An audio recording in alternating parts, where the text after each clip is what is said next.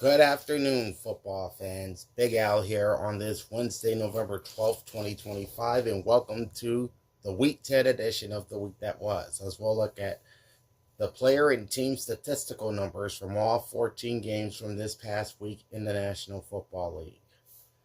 After that, I will have my new Week 11 power rankings, and at the very end, we'll take a look at the playoff picture in the National Football League in both the NFC and AFC going into Week 11. So stay tuned for all of that. Like, comment, and subscribe to my channel. Ring the bell and get notified every time I go live. And here we go with the Week 10 edition of the week that was. Starting off with Thursday Night Football, and man, it was a snooze fest as the Denver Broncos defeated the Las Vegas Raiders in a very ugly game. Finals. The Broncos win their 7th straight game and move to 8-2 on the season, while the Raiders drop to 2-7. Let's start with individual numbers. Let's start off with individual numbers first for the victorious Denver Broncos. All right, Bo Nix was 16 of 28 for 150 yards with 1 touchdown and 2 interceptions and a 54.2 QB rating. The leading rusher for Denver was J.K. Dobbins, 18 carries, 77 yards, averaging 4.3 per tote. As for the receivers,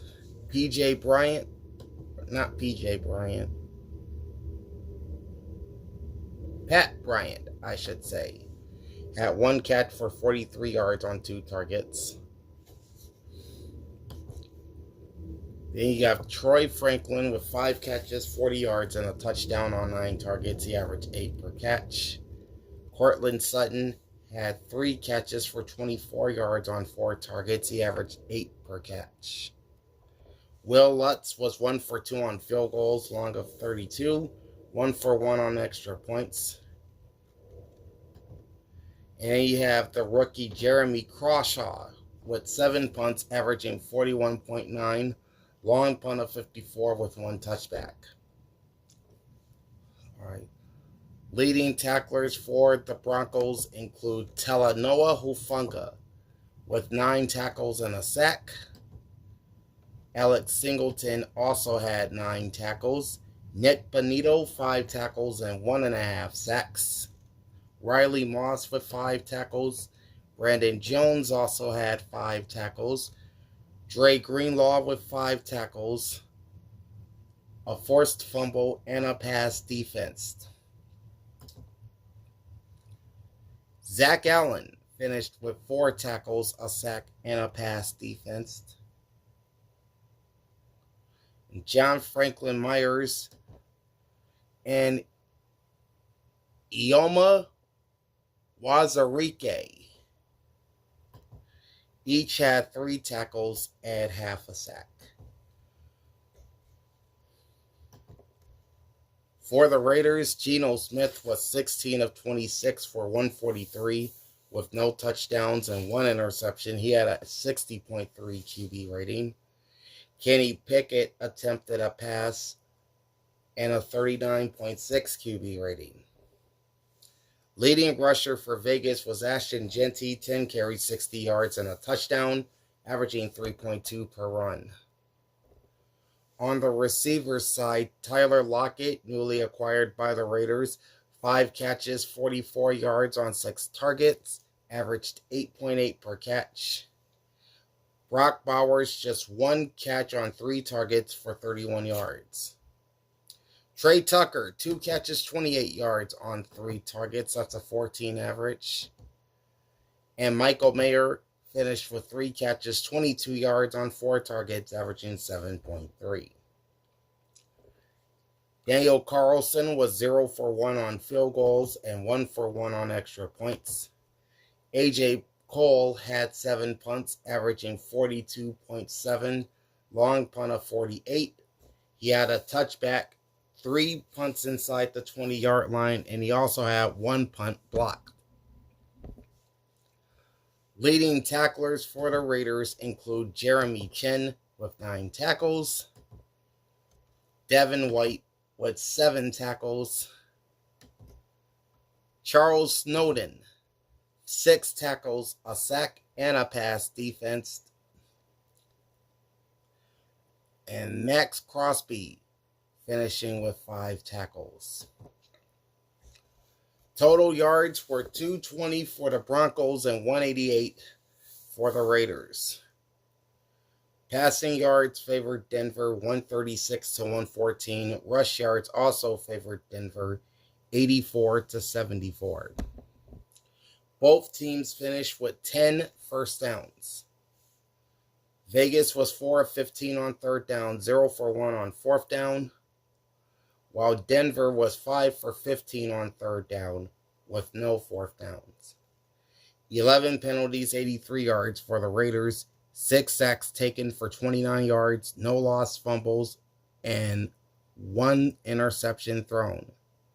11 penalties, 78 yards for the Broncos, 2 sacks taken for 14 with no lost fumbles and 2 interceptions thrown. Time of possession is 30 minutes, 46 seconds for the Broncos, 29 minutes, 14 seconds for the Raiders.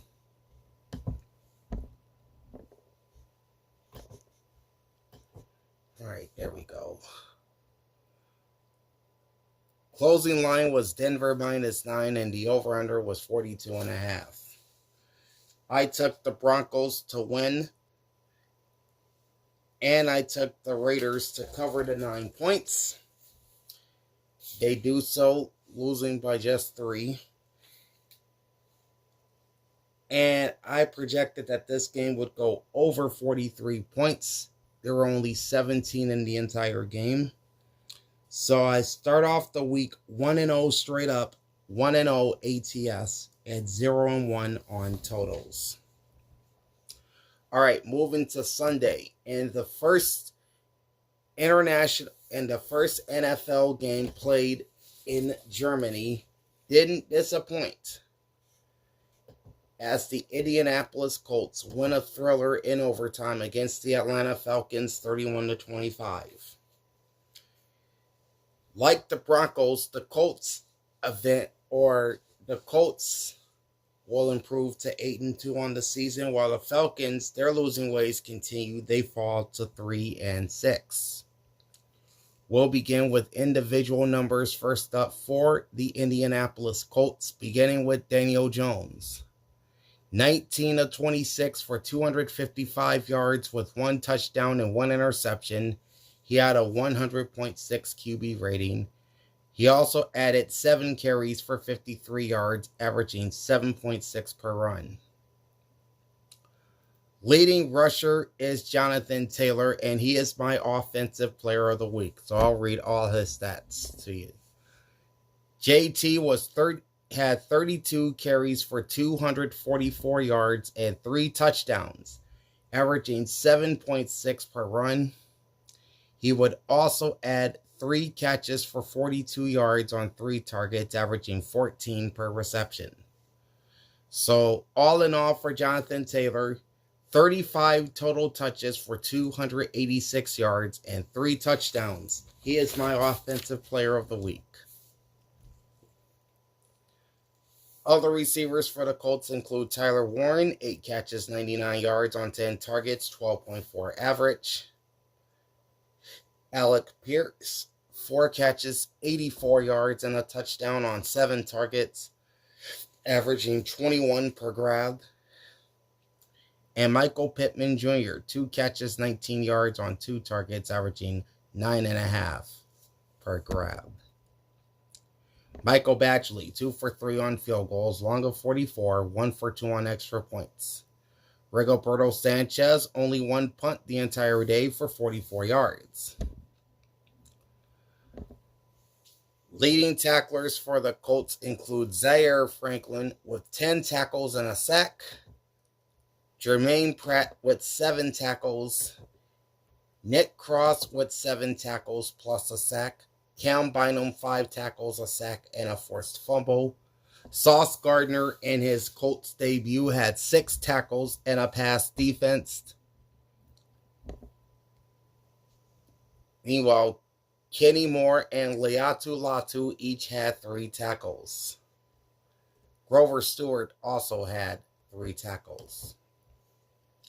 For the Falcons, Michael Penix Jr., 12 of 28, 177 yards, 1 touchdown, no interceptions. He had a 76 QB rating. All right.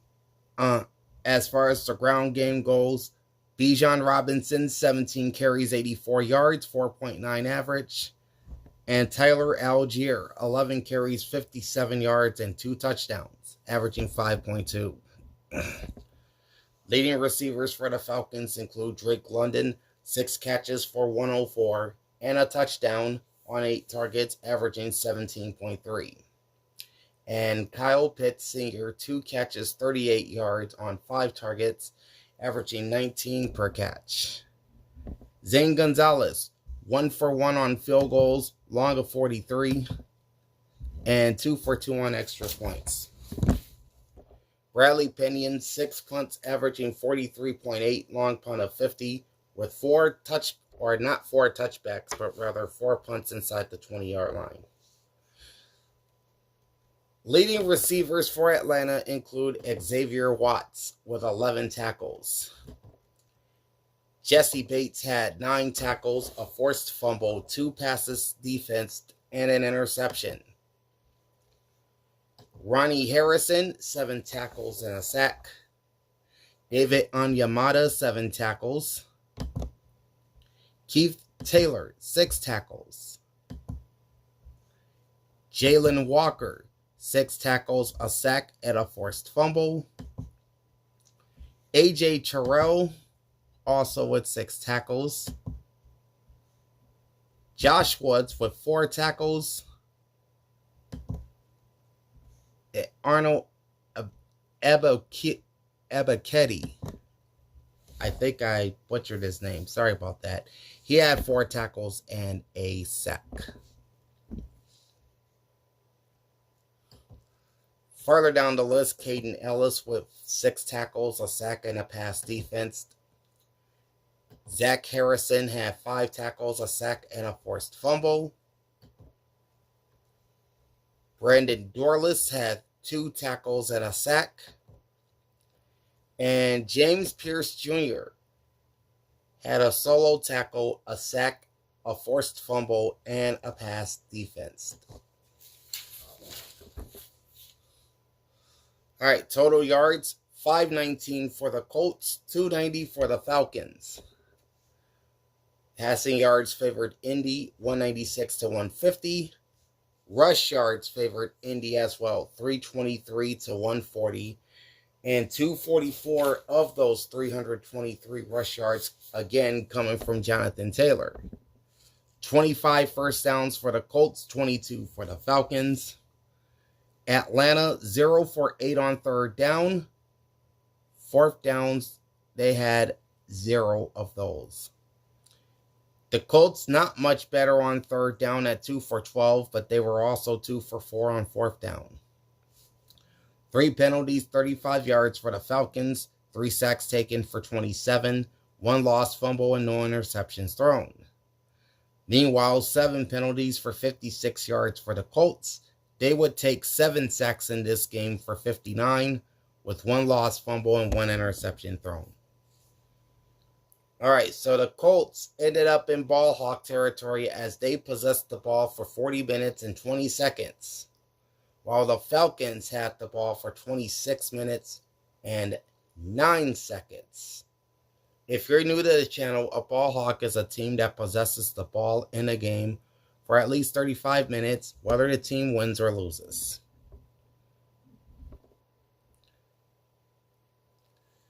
All right. Closing spread was Indianapolis -6, and the over-under was 48. I took the Colts to win and to cover at 6.5, of course. So I ended up losing the ATS pick, and I lost the over-under in this game as I projected that this game would go under 48 points. The two teams combined for 56. So I remain perfect in my straight-up record this week at 2-0. I am now 1-1 against the spread, and on totals, I'm 0 for 2. All right, now to the early window on Sunday, and we'll start off with the Baltimore Ravens, who went into Minneapolis and defeated the Minnesota Vikings 27-19. Slowly but surely, the Ravens are making their way back. That's 3 straight wins for John Harbaugh and company. They are now 4-5. The Vikings would fall to 4-5 with the loss. We'll begin with individual numbers for the Ravens, starting off with the catalyst of this offense, Lamar Jackson. 17 of 29, 176 yards, a touchdown, and no interceptions. He had an 87.7 QB rating. All right, he also added 9 carries for 36 yards and a 4-yard average. Leading rushers for the Ravens include Derrick Henry, 20 carries, 75 yards, and a 3.8 average. And Keaton Mitchell, 4 carries, 31 yards, averaging 7.8. Looking at the Baltimore receivers, they were led by Zay Flowers. 4 catches, 75 yards on 6 targets, 18.8 average. Charlie Kolar, 1 catch on 2 targets for 23 yards. Isaiah Likely, 2 catches, 17 yards on 5 targets, averaging 8.5. DeAndre Hopkins, 2 catches, 16 yards on 3 targets, averaging 8. And Mark Andrews, 3 catches, 14 yards, and a touchdown on 5 targets. He averaged 4.7 per catch. Tyler Loop, 4 for 5 on field goals, long of 44, 1 for 1 on extra points. And Jordan Stout, he had 5 punts, averaging 49.6, long punt of 58 with 3 inside the 20-yard line. All right, leading tacklers for the Ravens include Nate Wiggins, 7 tackles and a pass defense. Teddy Buchanan had 6 tackles and a forced fumble. Roquan Smith also with 6 tackles and a pass defense. Travis Jones with 3 solo tackles, a sack, and 2 passes defense. Keon Martin with 3 solo tackles. Then you have Malachi Starks, the rookie, and Marlon Humphrey, the veteran, both with 4 tackles, a pass defense, and an interception each. Aloy Gilman had 3 tackles and a pass defense, and Kyle Van Noy had 2 solo tackles and a pass defense. For the Vikings, J.J. McCarthy was 20 of 42 for 248 yards with 1 touchdown and 2 interceptions. He had a 54.5 QB rating. Justin Jefferson even threw a pass in this game and finished with a 39.6 QB rating. McCarthy was the leading rusher for Minnesota. He had 5 carries, 48 yards, averaging 9.6. Aaron Jones had 9 carries, 47 yards, and a touchdown on a 5.2 average. And Jordan Mason contributed a little, 4 carries, 25 yards, and a 6.3 average. Leading receivers for the Vikings include Jalen Naylor, 5 catches, 124 yards, and a touchdown on 6 targets, averaging 24.8.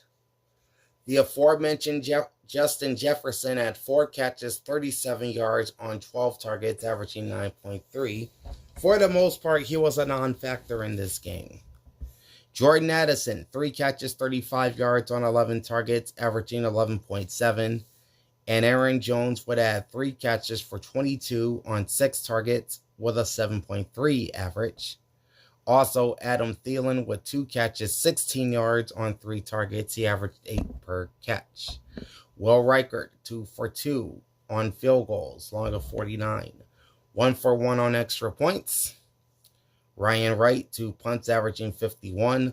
Long punt, 54. with one inside the 20-yard line. All right, leading tacklers for the Vikings include Blake Cashman, who led the team with 11 tackles. Jalen Redmond had 8 tackles. Harrison Smith had 7 tackles and a forced fumble.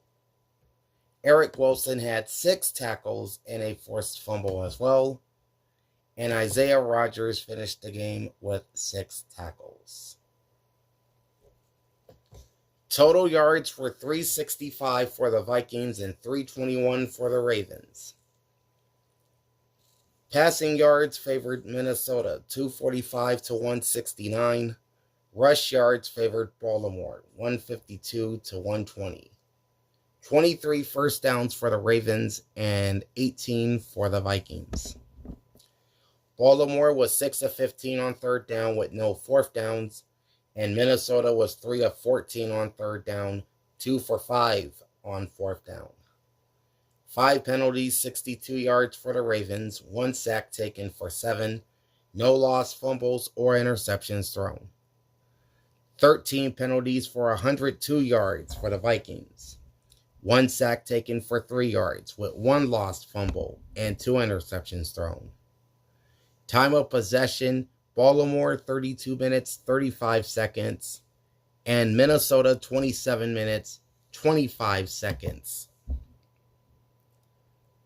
Closing line was Baltimore minus 3.5, and the over-under at close was 49.5.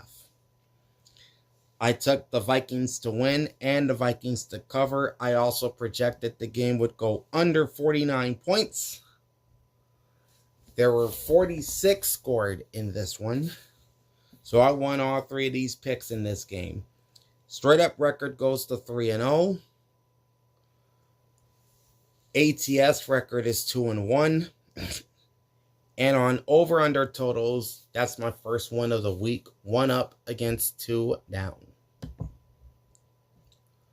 Okay, moving on to one of the surprises of Week 10, and that's the Miami Dolphins taking the Buffalo Bills to the woodshed and winning 30-13. This is the first time in quite some time that the Dolphins have beaten the Bills in the regular season. I think they said something like 1,100 days or something. But it has been a while. All right, so with the surprise, the Dolphins go to 3-7. The Bills fall to 6-3.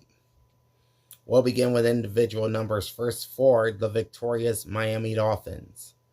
Tua Tagovailoa, 15 of 21, 173 yards, 2 touchdowns, and 2 interceptions. He had an 88.1 QB rating. He also ran for negative yards in this game, by the way, on 2 rushes. Leading rusher, Devin Achane, 22 carries for 174 and 2 touchdowns, averaging 7.9 per run. He also contributed in the passing game. 6 receptions, 51 yards on 6 targets, and an 8.5 average. So all told for Devin Achane, 28 total touches for 225 yards and 2 touchdowns. Very good game. Other receivers for the Dolphins include Jalen Waddle, 5 catches, 84 yards, and a touchdown on 7 targets, averaging 16.8 per catch. Greg Dulcich, something, I don't know. 1 catch on 4 targets for 22 yards. And Marvin Washington, or make that Malik Washington. He had 2 catches for 9 yards and a touchdown on 3 targets. Riley Patterson, 1 for 1 on field goals. Long of 46, 3 of 4 on extra points. Jake Bailey, 3 punts, averaging 51. Long punt of 61, with 1 touchback and 2 inside the 20. All right, leading tacklers for the Dolphins include Jordan Brooks with 12 tackles and a forced fumble. Minkah Fitzpatrick with 6 solo tackles and a pass defense. Tyrell Dodson, 9 tackles. Juju Brents, 5 solo tackles and a pass defense. Jack Jones with 6 tackles and a forced fumble. Dante Trader Jr., he had 6 tackles as well. Jason Marshall Jr. with 4 tackles and a pass defense. Jordan Colbert with 3 solo tackles. Bradley Chubb with 3 tackles and a sack. And Jordan Phillips with 3 tackles. For the Bills, who arguably played their worst game of 2025, Josh Allen did go 28 of 40 for 306 with 2 touchdowns and an interception. He had a 98.5 QB rating. Proof again that Josh Allen can't do all of this by himself. This is why the Bills lost. James Cook had 13 carries, 53 yards, averaging 4.1. And he also had 5 receptions for 24 yards on 5 targets, averaging 4.8 per catch. Josh Allen would add another 31 yards on 4 rushes. He averaged 7.8 per run. Leading receivers for Buffalo include Khalil Shakir, 7 catches, 58 yards on 9 targets, 8.3 average. Keon Coleman, 3 for 46 and a touchdown on 8 targets, 15.3 average. Dalton Kincaid, 2 for 37 on 3 targets, 18.5 average. Dawson Knox, 3 for 37 yards on 4 targets, 12.3 average.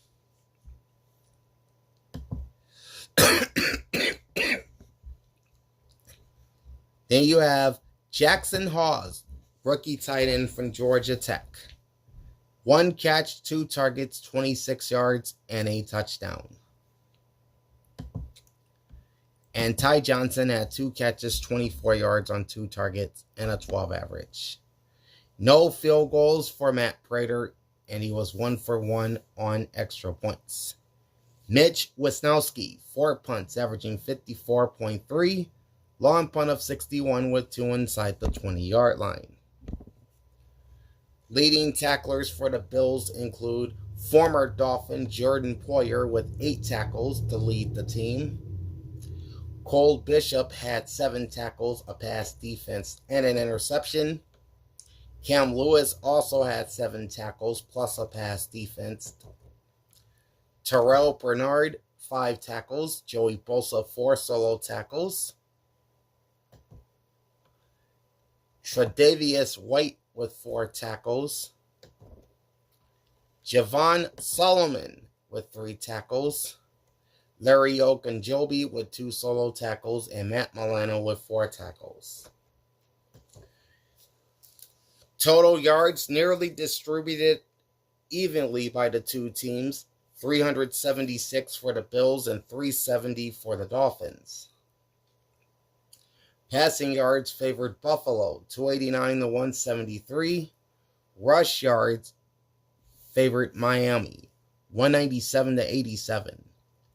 The Bills had 20 first downs to 19 for the Dolphins. Buffalo was 5 of 15 on 3rd down, 1 for 2 on 4th down. Miami 3 for 9 on 3rd down with no 4th downs. 6 penalties, 67 yards for the Bills, 3 sacks taken for 17 yards, 2 lost fumbles, and 1 interception thrown. 5 penalties, 35 yards for the Dolphins. They took no sacks in this game. They lost no fumbles, but they did throw 2 interceptions. Time of possession, 31 minutes, 23 seconds for the Bills, 28 minutes, 37 seconds for the Dolphins. Closing line was Buffalo -8. Over-under is 50. I took the Bills to win and cover, and I also went over 50 on the total, and I lost all 3 bets here. So my straight-up record takes a hit down to 3-1. ATS is 2-2. Over-under totals is now 1-3. Here's another surprise for you. The New York Jets, with virtually no offense to speak of, somehow, someway defeated the Cleveland Browns 27-20, as both teams now sit at 2-7. We'll start with individual numbers first for the Jets. And this is probably the big highlight of this game. Justin Fields, 6 of 11 for 54 yards. That is not a typo. 1 touchdown, 1 interception. He had a 60.4 QB rating, but somehow the Jets ended up winning this game. Leading rushers include Breece Hall, 21 carries, 83 yards, 4 average. Justin Fields added 7 carries, 28 yards, and a 4 average as well. Only 6 receivers caught a pass for the Jets. Breece Hall, 1 for 42 and a touchdown on his lone target. Mason Taylor with 1 catch for 4 yards on 2 targets. And you have Isaiah Williams with 1 catch for 4 yards on 1 target. John Mechie III, who was traded from Philadelphia to the Jets last week, had 1 catch for 3 yards on 1 target. Isaiah Davis, 1 catch, 1 yard on 1 target. And Jeremy Ruckert with 1 catch for no yards on 1 target. Nick Folk was 2 for 2 on field goals, long of 37, 3 for 3 on extra points. And Austin McNamara had 5 punts, averaging 49.8. Long punt of 55 with 3 inside the 20-yard line. Leading tacklers for the Jets include Tony Adams. He had 9 tackles and a pass defense. Malachi Moore, 8 tackles. Quincy Williams, 8 tackles and a sack. Jamie Sherwood, 6 tackles and a pass defense. And then you come to my defensive player of the week, Will McDonald IV. He had 5 tackles and 4 sacks in this game. 4 sacks. Harrison Phillips with 4 tackles. Brandon Stevens with 3 solo tackles. Isaiah Oliver with 7 tackles. And Jermaine Johnson with 4 tackles and a sack. For the Browns, Dillon Gabriel looks like they're going to stick with him at quarterback and not put in Shedeur. I'm not sure why. But anyway, he was 17 of 32 for 167 yards, 2 touchdowns, no interceptions. He had an 88.9 QB rating. Leading rushers include Quinshon Judkins, 22 carries, 75 yards, and a 3.4 average for the rookie. Dillon Gabriel adds 5 carries for 54 yards and a 10.8 average.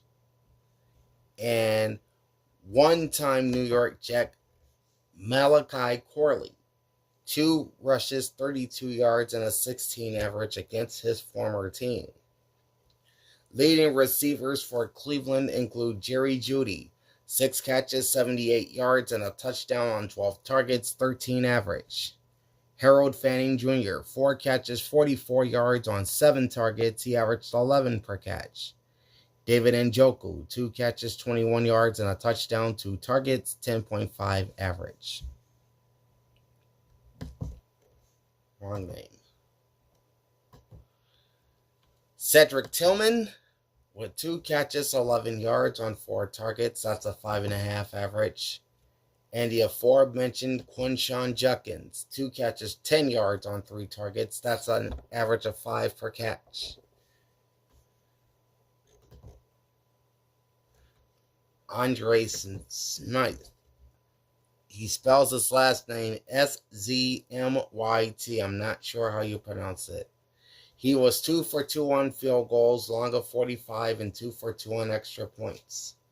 Corey Bojorquez, 7 punts, averaging 50.1, long punt of 60 with 1 touchback. All right, leading tacklers for the Browns includes the rookie Carson Schlesinger with 10 tackles and half a sack. Devin Bush had 5 tackles. Tyson Campbell had 5 tackles and a pass defense. Rayshawn Jenkins, 4 tackles. Ronnie Hickman with 4 tackles, a pass defense, and an interception. Malik Collins with 3 tackles and a sack. And Myles Garrett with 3 tackles and a sack. Mason Graham also had 3 tackles plus a pass defense. Now you're probably wondering why the Jets won this game.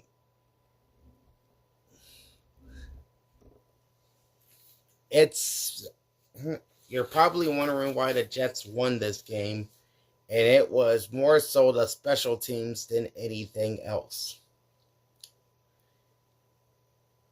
Kene Nwangwu returned a kickoff 99 yards for a touchdown in the first quarter. And if that wasn't enough, 33 seconds later, Isaiah Williams returned a punt for a touchdown for 74 yards. Big reason why the Jets won this game was their special teams. They had a kick return touchdown and a punt return touchdown. Total yards, 278 for the Browns, only 169 for the Jets. Passing yards favored Cleveland, 120-42. Rush yards also favored Cleveland, 158-127. First downs were nearly a 2-1 clip to the Cleveland Browns at 23. The Jets had 12. Cleveland was 6 of 16 on third down, 0 for 1 on fourth down. New York, meanwhile, just 3 of 11 on third down with no fourth downs. 10 penalties, 78 yards for the Browns, 6 sacks taken for 47, no lost fumbles, and no interceptions thrown. 7 penalties, 61 yards for the Jets, 3 sacks taken for 12 with no lost fumbles and 1 interception thrown. Time of possession was 34 minutes and 4 seconds for the Browns, 25 minutes and 56 seconds for the Jets. Closing line was Cleveland -2. Over-under was 37.5. I did pick the Browns to win and to cover, and I projected the game would go under 37.5, given the fact that both offenses really aren't that good.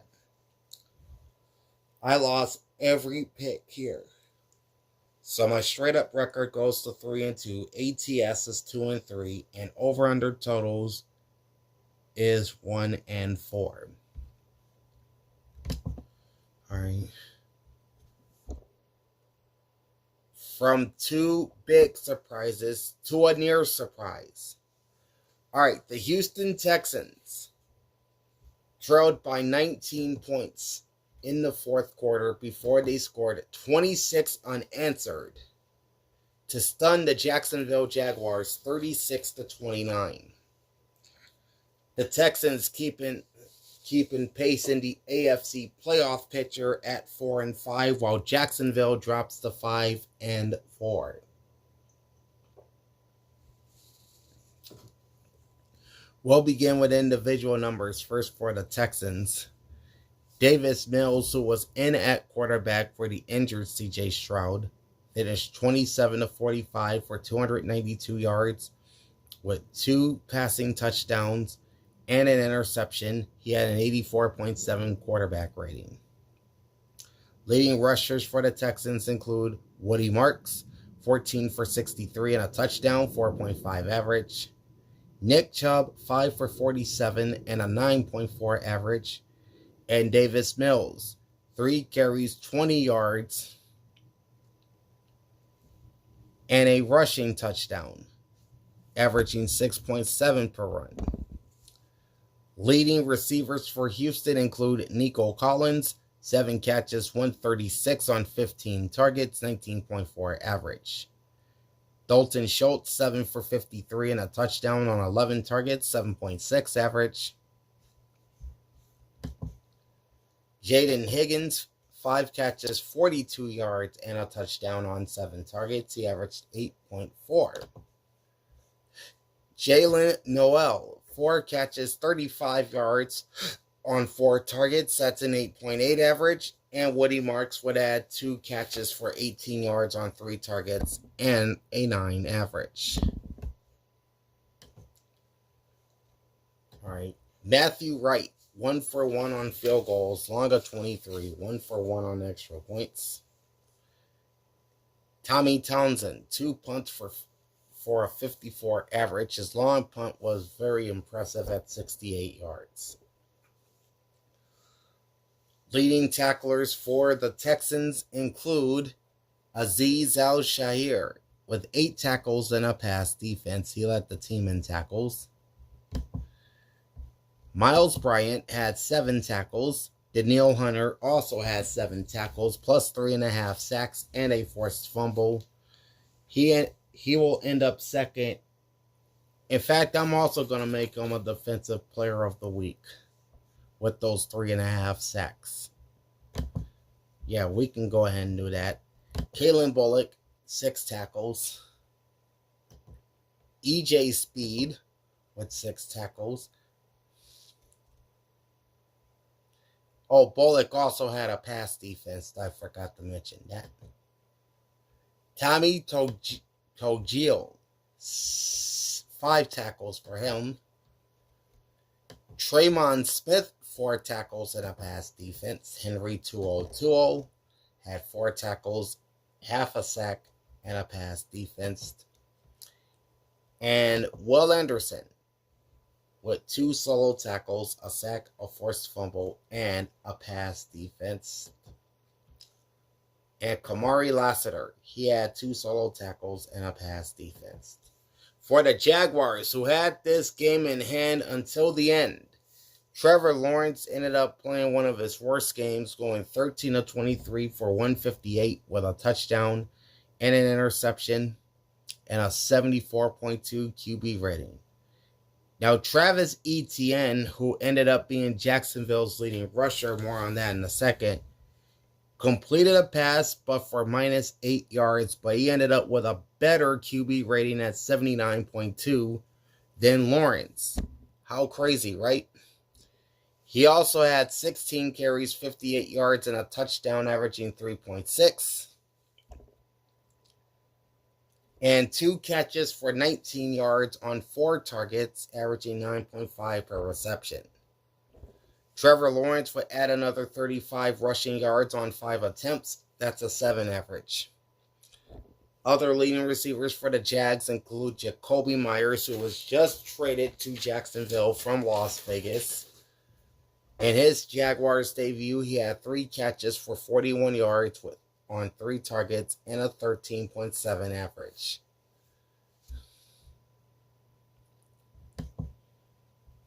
Austin Trammell had 2 catches, 33 yards on 3 targets, averaged 16.5. And Parker Washington had 3 catches, 33 yards, and a touchdown on 7 targets, averaging 11 per catch. Cam Little, 3 for 3 on field goals, long of 53, and 2 for 2 on extra points. Logan Cook, 3 punts, averaging 45.7, long punt of 53 with 2 inside the 20-yard line. As for the leading tacklers for the Jaguars, you have Andrew Wingard with 9 tackles and a pass defense. Dennis Gardeck had 7 tackles. Greg Newsome II with 7 tackles as well, plus a pass defense. Jerry Jones, 4 solo tackles, 2 passes defense, and an interception. Antonio Johnson, he had 6 tackles, a sack, and a pass defense. 8 tackles for Devin Lloyd. 9 tackles for Foye Oluokun, plus a pass defense.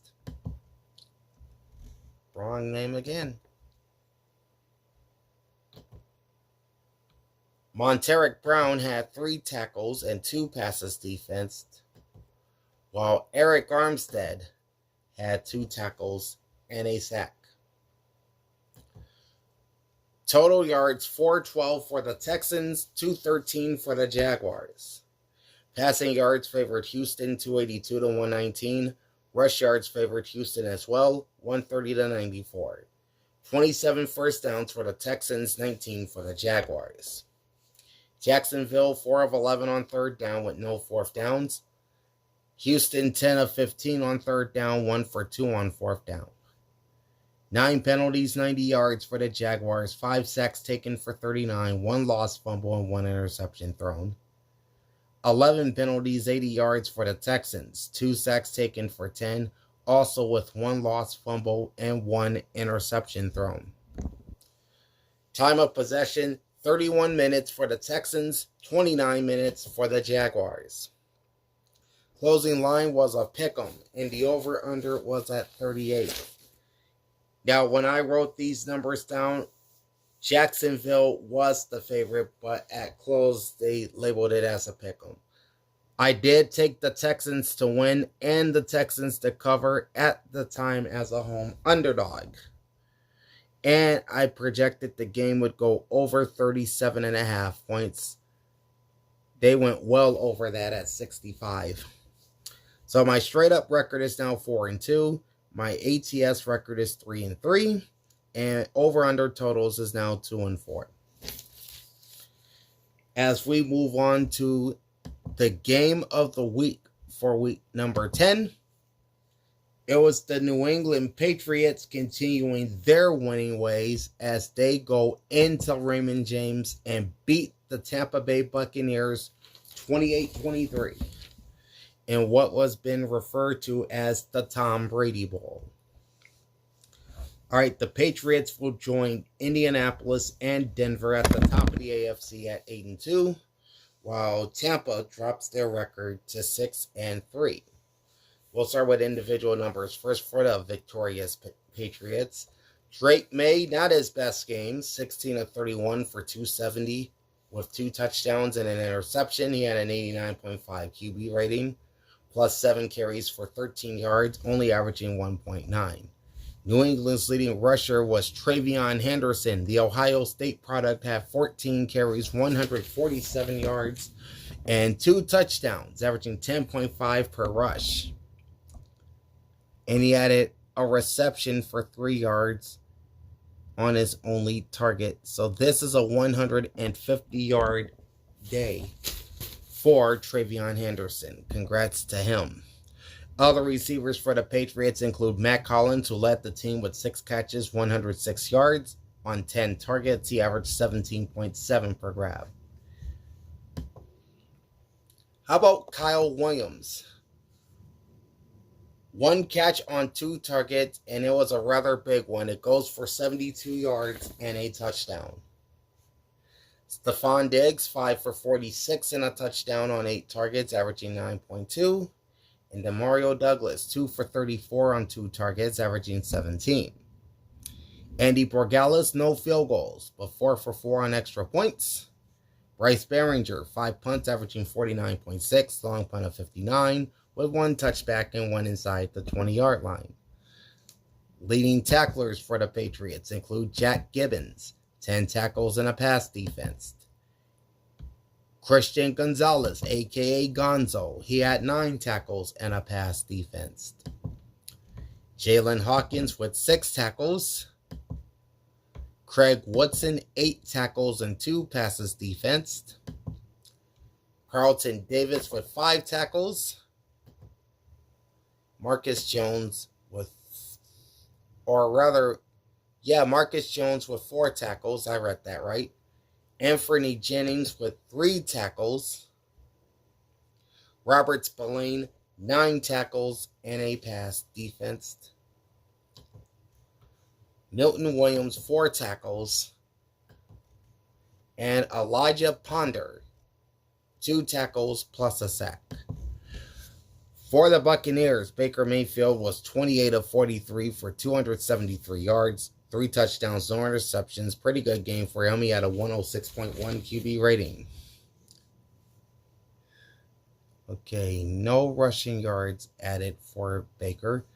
The leading rushers for Tampa include Sean Tucker, 9 carries, 53 yards, 5.9 average. And Rachaad White, 10 carries, 38 yards, and a 3.8 average.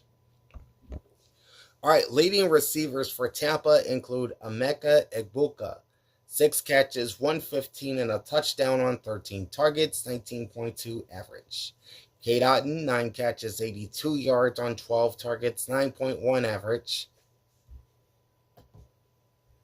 Tez Johnson, 4 catches, 42 yards, and 2 touchdowns on 5 targets. He averaged 10.5. Sterling Shepard, 3 for 20 on 4 targets, averaged 6.7.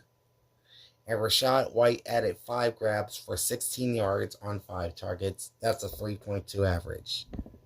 Chase McLaughlin, 1 for 1 on field goals, long 36, 2 for 2 on extra points. Riley Dixon, 6 punts, averaging 43.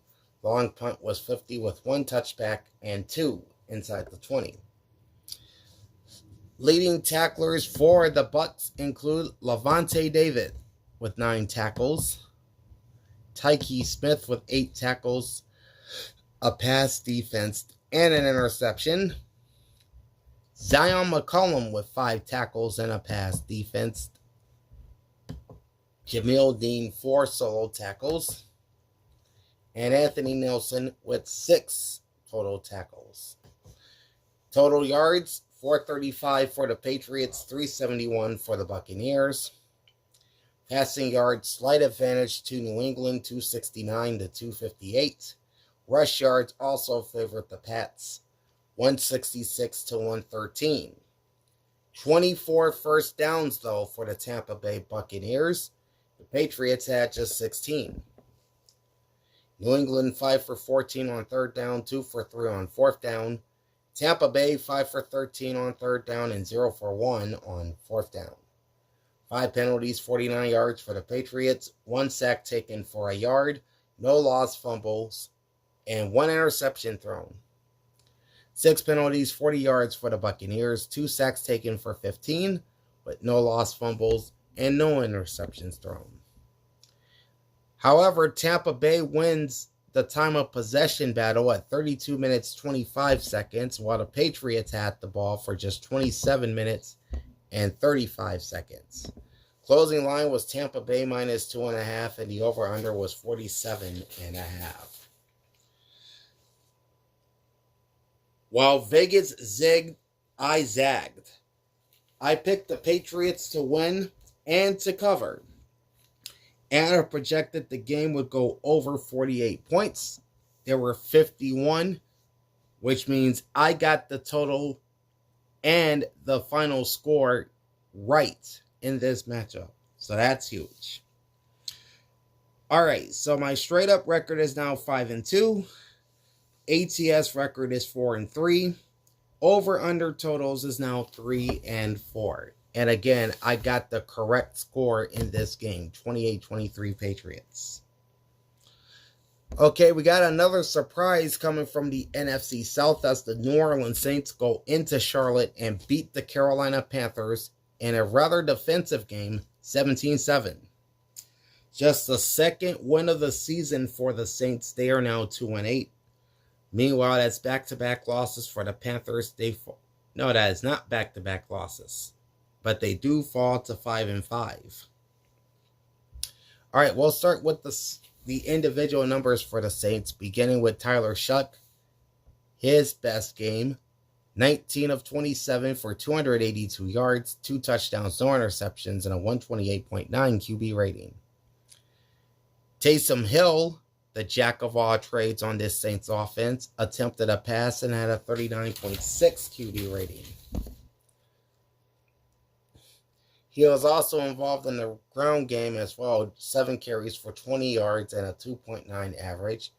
However, the leading rusher for the Saints ended up being Alvin Kamara, with 22 carries and 83 yards, averaging 3.8. Devin Neal also contributed in the ground attack, 4 carries, 22 yards, and a 5.5 average. Leading receivers for New Orleans include Chris Olave, 5 catches, 104 yards, a touchdown on 8 targets. He averaged 20.8. Jawan Johnson, 4 for 92 and a touchdown on 4 targets, 23 average. Alvin Kamara added 3 receptions for 32 yards on 3 targets and a 10.7 average, so he ends up with 115 scrimmage yards in this game. Foster Moreau had 2 catches for 16 yards on 3 targets, averaging 8 per catch. Blake Grupe, 1 for 1 on field goals, long of 21, 2 for 2 on extra points. Kai Kroger, 4 punts, averaging 44.3, long punt of 54, with 3 of his punts inside the 20-yard line. Pretty good job by him. Leading tacklers for the Saints include Demario Davis with 7 tackles leading the team.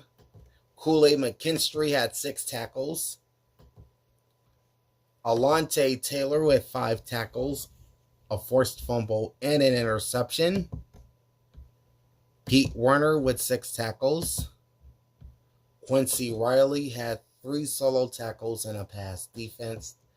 I already talked about Demario Davis, so we can move on to Brian Breezy. He had 4 tackles. Isaiah Stallbird also had 4 tackles. Meanwhile, Cam Jordan and Nathan Shepard each had 2 solo tackles and a sack. And for the Panthers, this was just one bad game to lose for Carolina. Bryce Young was 17 of 25 for 124, with no touchdowns and an interception. He had a 62.8 QB rating. Leading rusher was Rico Dowdle, but he was pretty much held down. 18 carries, 53 yards, and a touchdown. That's a 2.9 average. He added 3 catches for 10 yards on 3 targets and a 3.3 receiving average. Leading receivers for Carolina include the rookie Tedoroa McMillan, 5 catches, 60 yards on 8 targets, averaging 12 per catch. Jatavian Sanders with 5 catches, 32 yards on 5 targets. He averaged 6.4. And Jalen Coker with 3 catches, 21 yards on 4 targets. He averaged 7 per catch. Ryan Fitzgerald, 0 for 1 on field goals, 1 for 1 on extra points. Sam Martin with 4 punts, averaging 51. Long punt of 59 with 2 inside the 20-yard line. Okay, leading tacklers for the Saints include Derek Brown, who led the team with 9 tackles. You had 7 tackles apiece from Trevon Morwig and Tershawn Wharton. Charles Smith-Wade had 6 solo tackles. Nick Scott had 6 total tackles. And Trevin Wallace had 4 tackles and a sack. DJ Wanham had 6 tackles. Christian Roseboom had 4 tackles, as did Ashawn Robinson. Nick Scorton with 4 tackles as well, plus a sack. Total yards, 388 for the Saints, 175 for the Panthers. Passing yards, 266 for New Orleans and 102 for Carolina. Rush yards also favored New Orleans, 122 to 73. 17 first downs for the Saints, 13 for the Panthers. New Orleans, 8 of 17 on 3rd down, 2 for 3 on 4th down. Carolina, 3 for 9 on 3rd down, 0 for 1 on 4th down. 6 penalties, 60 yards for the Saints, 2 sacks taken for 16, 1 lost fumble, and no interceptions thrown. One penalty for 5 yards for the Panthers. They would take 2 sacks as well for 22 yards, with 1 lost fumble and 1 interception thrown. Time of possession, 33 minutes, 21 seconds for the Saints, 26 minutes, 39 seconds for the Panthers. Closing line was Carolina -5, and the over-under was 38. I took the Panthers to win. That didn't turn out well. I did take the Saints to cover, and that turned out really well. And I projected this game to go over 39.5 because I was expecting some points by these teams, but there were only 24 points scored. All right, my straight-up record and my ATS record are both 5-3. My over-under totals at this point are 3 and 5. If you're just joining us, you're watching the week that was, as we're taking a look at the team and player or statistical numbers from Week 10 in the NFL.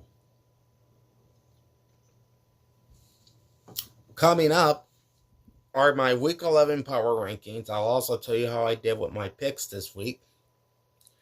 And after that, we'll look at the updated playoff picture in the NFL through 10 weeks of the season. So again, stay tuned for all of that. Like, comment, and subscribe to my channel. Ring the bell and get notified every time I go live. And let's continue with the recap. All right, the last of the early games on Sunday saw the Chicago Bears come back and defeat the New York Giants 24-20. And how about this? The Chicago Bears are now 6-3. Who saw this coming 10 weeks into the season? The Chicago Bears at 6-3. That's crazy, huh? And then the New York Giants fall to 2-8, and they did fire Brian Daboll as their head coach on Monday. Bryce is in the house. What's up? All right, let's look at individual numbers, starting first for the victorious Bears. Caleb Williams went 20 of 36 for 220 yards, 1 touchdown, no interceptions, and an 83.1 QB rating. Not flashy. He also added 8 carries, 63 yards, and a rushing touchdown, averaging 7.9. Leading rusher for Chicago was DeAndre Swift, 13 carries, 80 yards, and a 6.2 average. Kyle Monangai, rookie rusher out of Rutgers, had 7 carries, 28 yards, and a touchdown, and an average of 4. Leading receivers for the Bears include Rome Odunze, 6 catches, 86 yards, and a touchdown on 10 targets. He averaged 14.3 per catch. Colston Loveland, 4 for 55 on 4 targets and a 13.8 average for the former Michigan Wolverines standout. Luther Burden III, 3 catches, 51 yards on 3 targets. That's a 17 average. And DeAndre Swift would add 5 catches, 18 yards on 8 targets and a 3.6 average. Now, the story of the game was the drops by Chicago receivers. Just imagine if they didn't have those 6 drops in this game, I think the stat line for Caleb Williams would be much, much better. Cairo Santos, 1 for 1 on field goals, long of 22, 3 for 3 on extra points. Torrey Taylor with 3 punts, averaging 45. Long punt was 59, with 2 touchbacks and 1 inside the 20-yard line. Leading tacklers, for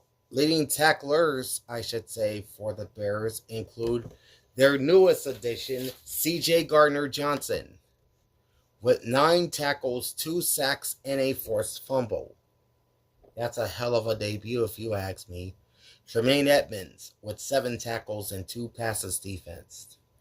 Kevin Byard, 6 tackles. Tyreek Stevenson, 6 tackles and a pass defensed. Noah Sewell with 6 tackles. Montez Sweat, 3 tackles and 1.5 sacks.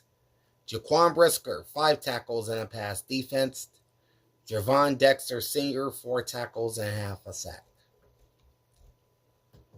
For the New York Giants, Jackson Dart was 19 of 29 for 242 yards with no touchdowns or interceptions. He had a 91.5 QB rating. He also added 6 carries for 66 yards and 2 rushing touchdowns, averaging 11 per run. But he would leave this game with a concussion. Russell Wilson would come in garbage time, went 3 for 7 for 45 yards and a 64.6 QB rating. Tyrone Tracy was the leading rusher for New York, 14 carries, 71 yards, and a 5.1 average. As for leading receivers, Darius Slayton, 4 catches, 89 yards on 4 targets, 22.3 average. Theo Johnson, 7 catches, 75 yards on 8 targets, 10.7 average. Wan'Dale Robinson, 6 catches, 62 yards on 11 targets, averaging 10.3. And Devin Singletary, 3 catches, 53 yards on 3 targets. He averaged 17.7 per catch. Younghoe Koo, who started the season as the kicker for the Atlanta Falcons, he was 2 for 2 on field goals, long of 32, and 2 for 2 on extra points. Jamie Gillen, 3 punts, averaging 36.7. That's not an impressive number.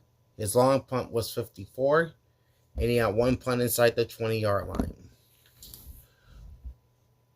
Okay, your leading tacklers for the New York Giants include Demetrius Flanagan Fowles and Tyler Nubin,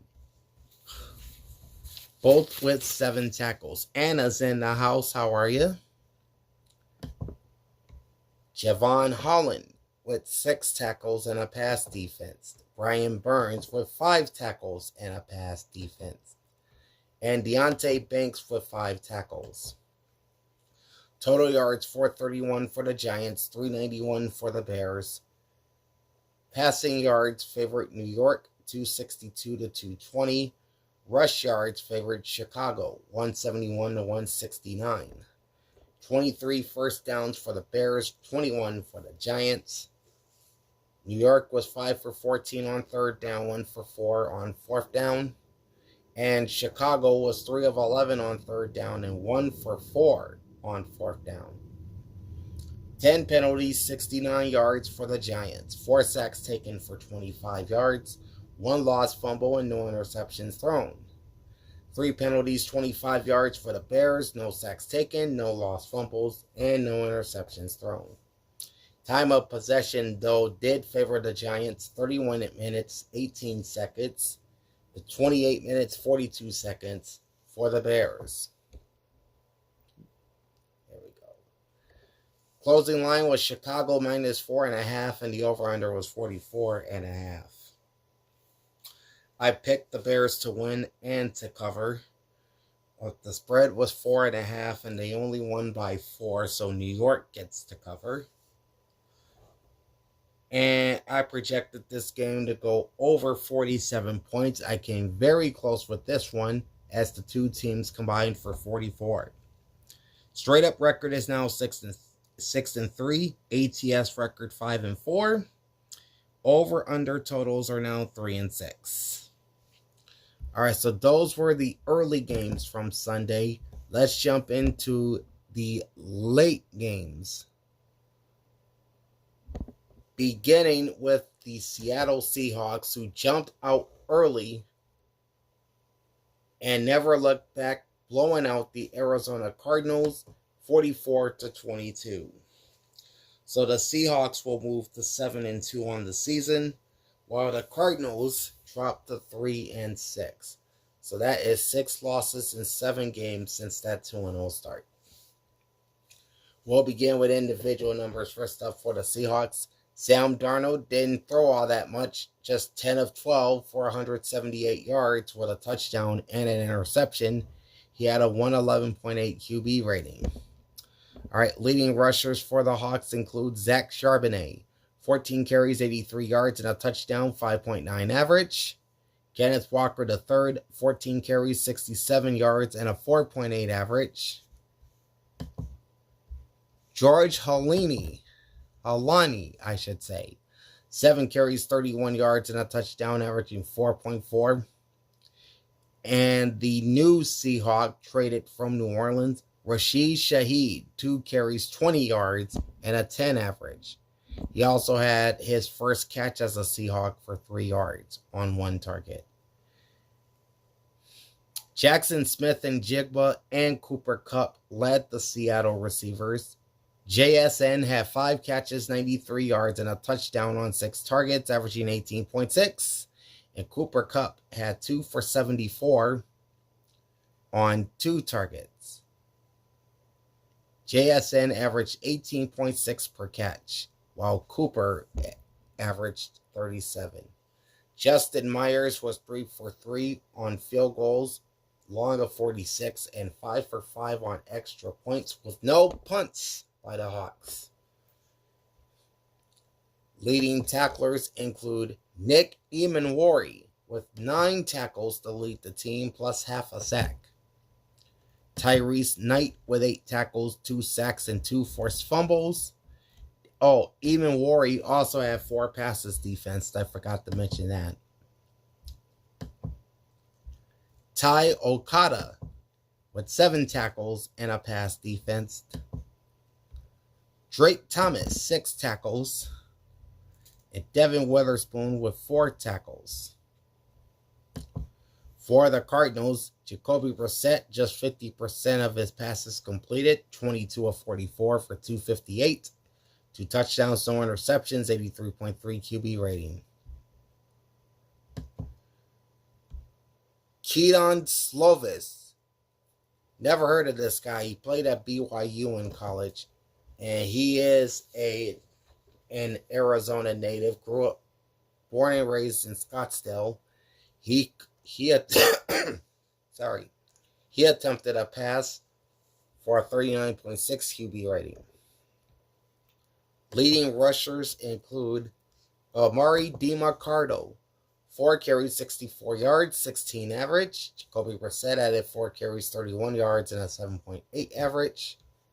And Bam Knight had 10 carries, 28 yards, averaging 2.8. Greg Dortch did score a rushing touchdown for the Redbirds. Leading receivers for the Cards include Trey McBride, probably the best tight end in the NFL. 9 catches, 127, and a touchdown on 13 targets. He averaged 14.1 per catch. The aforementioned Amari DiMarcardo, 3 catches, 40 yards on 4 targets, averaging 13.3. Michael Wilson, 4 catches for 34 yards on 7 targets, 8.5 average. And Marvin Harrison Jr., 3 catches, 33 yards, and a touchdown on 12 targets. He averaged 11 per catch. Chad Ryland had no field goals, but he was 2 for 2 on extra points. Pat O'Donnell, 4 punts, averaging 40.8. Long punt of 45 with 2 inside the 20-yard line. Okay, leading tacklers for the Cardinals, you've got Cody Simon with 6 tackles and a pass defense. Garrett Williams with 6 tackles. Akeem Davis-Gaither also with 6 tackles. Jalen Thompson with 5 solo tackles. Denzel Burke, 5 tackles, a pass defense, and an interception. The ageless Calais Campbell had 5 tackles. And Dalvin Tomlinson had 4 tackles. Total yards, 372 for the Seahawks, 335 for the Cardinals. Passing yards favored Arizona, 206 to 174. Rush yards were 198 to 129 in favor of Seattle. 22 first downs for the Seahawks, 21 for the Cardinals. Arizona 6 of 16 on 3rd down, 2 for 5 on 4th down. Seattle 6 for 10 on 3rd down with no 4th downs. 5 penalties, 37 yards for the Cardinals, 5 sacks taken for 52, 2 lost fumbles, and no interceptions thrown. 3 penalties, 20 yards for the Seahawks, 1 sack taken for 4, 2 lost fumbles as well, plus an interception thrown. Time of possession, 33 minutes, 40 seconds for the Seahawks, 26 minutes, 20 seconds for the Cardinals. Closing line was Seattle -7, over-under was 45. I picked the Seahawks to win and the Cardinals to cover, and I projected the game to go over 45.5, which it did with ease at 66 points. Straight up record is now 7-3. ATS record is back to 5-5, and my over-under totals are 4-6. All right, we'll go back to the NFC West for the Rams and Niners in just a moment. But first, we're going to talk about the Detroit Lions beating the Washington Commanders in D.C. by the same score as the Seahawks-Cardinals game, 44-22. Detroit goes to 6-3, while Washington, 5 straight losses, drops them to 3-7. We'll start with individual numbers first for the Lions, starting with Jared Goff. 25 of 33 for 320 yards, 3 touchdowns, no interceptions. He had a 135.9 QB rating. All right. And Kyle Allen was 0 for 2 throwing with a 39.6 QB rating. As for your rushers, Jahmyr Gibbs, 15 carries, 142, and 2 touchdowns, averaging 9.5. That's Sonic, and Knuckles is David Montgomery, 15 for 71 yards and a 4.7 average. Leading receivers for the Lions include Jameson Williams, 6 catches, 119 yards, and a touchdown on 7 targets, 19.8 average. Amon-Ra St. Brown, 5 catches, 58 yards, and a touchdown on 8 targets. That's an 11.6 average. Sam Laporta, 5 catches, 53 yards on 5 targets, 10.6 average. Khalif Raven, 4 for 49 yards on 4 targets, and a 12.3 average. And Jahmyr Gibbs added 3 catches for 30 yards and a receiving touchdown on 4 targets. That's a 10 average. So for Jahmyr Gibbs, that's 172 yards on 18 total touches with 3 scores. Very impressive. Jake Bates, 3 for 3 on field goals, long of 48, 3 of 4 on extra points, and no punts in the game for the Lions. So Jack Fox pretty much had the day off. Leading tacklers for Detroit include Jack Campbell, who's having a breakout year. He has 9 tackles. Brian Branch, 7 tackles and 1.5 sacks. 6 solo tackles for Thomas Harper. Avonte Maddox with 4 solo tackles. Alex Anzalone with 5 total tackles. Roy Lopez with 5 tackles and half a sack. And Arthur Mollett with 3 tackles and a pass defense. For the Commanders, Marcus Mariota was 16 of 22 for 213 yards with 2 touchdowns, no interceptions. He had a 133.3 QB rating. Leading rusher was Ja'Cory Krosky Merritt, 11 carries, 30 yards, averaging 2.7. Jeremy McNichols, 5 for 25 and a 5 average. Mariota added 5 carries, 22 yards, 4.4 average. Chris Rodriguez Jr. did score a rushing touchdown for the Commanders. Leading receivers include Treylon Burks, 3 catches, 58 yards on 3 targets, 19.3 average. Zach Ertz, 4 for 54 on 5 targets and a 13.5 average.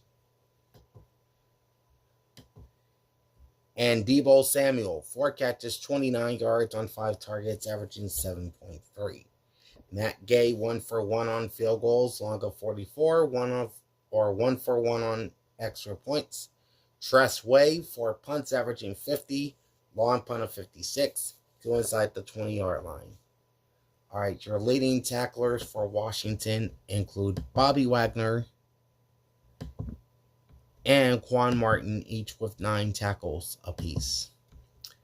Jeremy Reeves, 7 tackles and a pass defense.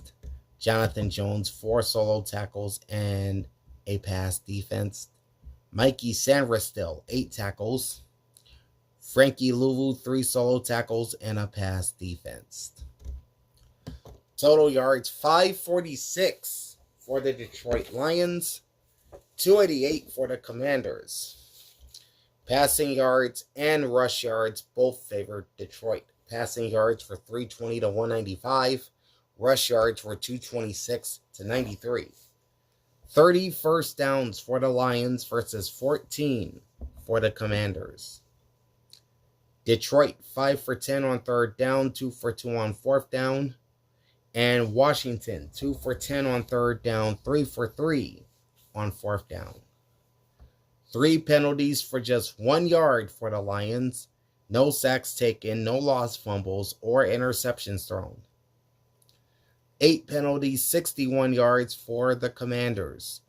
2 sacks taken for 18, no lost fumbles, and no interceptions thrown as well.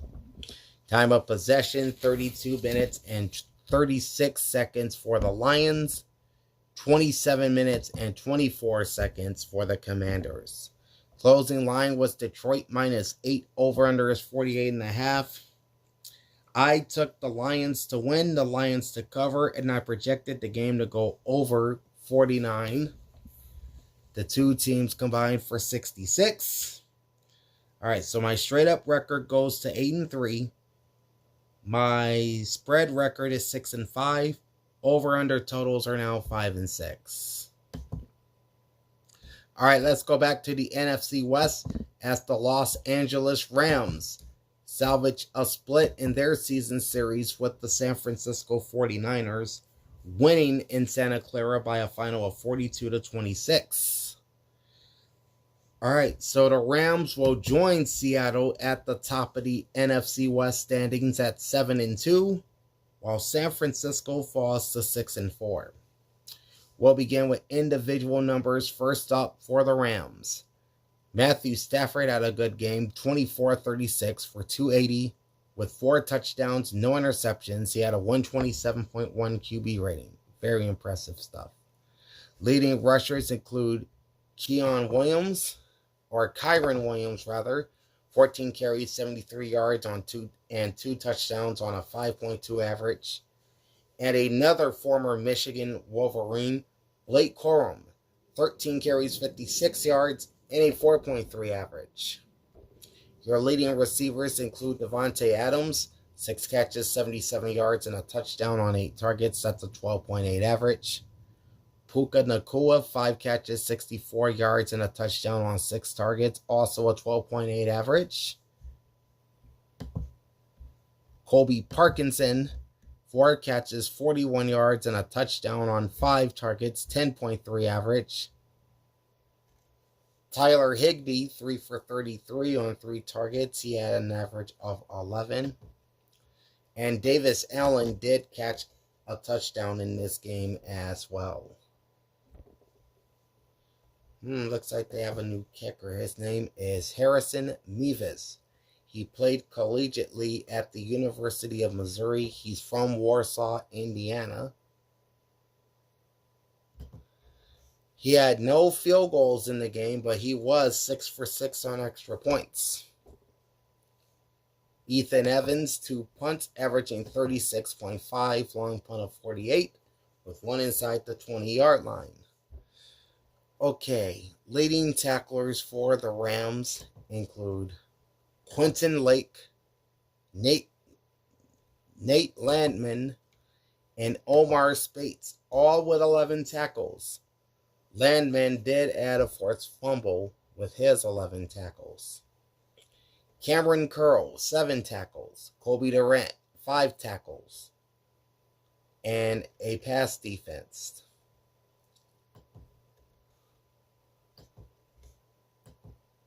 Puna Ford and Byron Young with 4 tackles apiece.